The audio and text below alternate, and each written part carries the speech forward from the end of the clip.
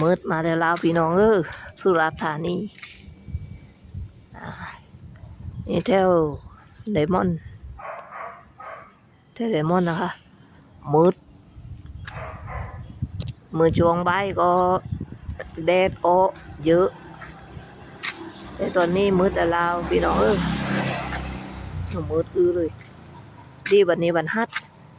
แล้วเป็นวันศุกร์ตลาดไดมอนด์ลาวนะคะซอยพอคุณทะเลซี่